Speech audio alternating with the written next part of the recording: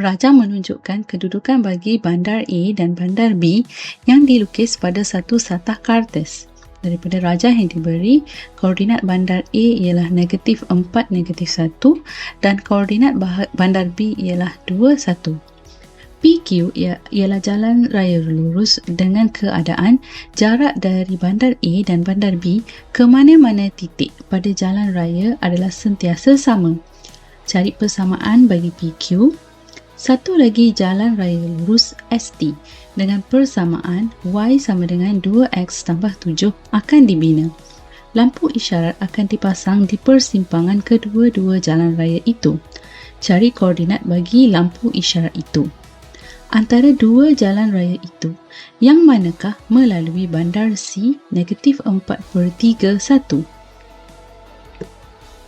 Katakan R ialah satu titik pada jalan raya PQ, jadi jarak antara RA dan RB adalah sentiasa sama, iaitu RA sama dengan RB. Jadi kita menggunakan rumus untuk jarak.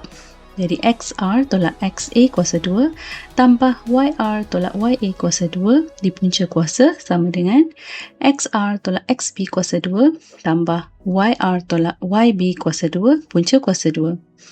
Jadi gantikan koordinat X dan Y bagi titik-titik A dan B. Okey, dan kita permudahkan.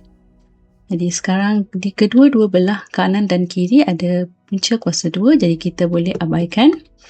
Okey, seterusnya X tambah 4 kuasa 2 menjadi X kuasa 2 tambah 8X tambah 16. Y tambah 1 kuasa 2 menjadi Y kuasa 2 tambah 2Y tambah 1. X tolak 2 kuasa 2 menjadi X kuasa 2 tolak 4X tambah 4. Dan Y tolak 1 kuasa 2 menjadi Y kuasa 2 tolak 2Y tambah 1. Dan kita boleh mansuhkan X kuasa 2 dan Y kuasa 2 di kedua-dua belah. Kemudian kita permudahkan. 16 tambah 1 ialah 17. 4 tambah 1 ialah 5. Kemudian kita bawa Y ke sebelah kiri. Jadi 2Y tambah 2Y menjadi 4Y. Dan kita bawa X ke sebelah kanan, maka -4X tolak 8X ialah -12X. Dan bawa 17 ke sebelah kanan juga. Jadi kita akan mendapat 4Y sama dengan -12X tolak 12. Dan untuk mendapatkan persamaan PQ, jadi kita bahagi dengan 4, maka persamaan PQ ialah Y sama dengan -3X tolak 3. Seterusnya, untuk jalan raya lurus ST iaitu Y sama dengan 2X tambah 7. Jadi kita akan bina satu lampu isyarat di persimpangan kedua-dua jalan raya ini. Okey, untuk mendapatkan koordinat lampu isyarat ini, kita akan menggunakan persamaan serentak iaitu Y sama dengan -3X tolak 3 ialah persamaan pertama dan Y sama dengan 2X tambah 7 ialah persamaan kedua. Maka persamaan 1 sama dengan persamaan kedua dan kita permudahkannya. Jadi kita akan mendapat 5X ialah -10 dan X ialah -2. Kita gantikan nilai ini pada mana-mana persamaan. Katakan kita gantikan kepada persamaan ST. Jadi selesaikan untuk mendapatkan nilai Y iaitu 3. Maka koordinat lampu isyarat ini ialah -2, 3.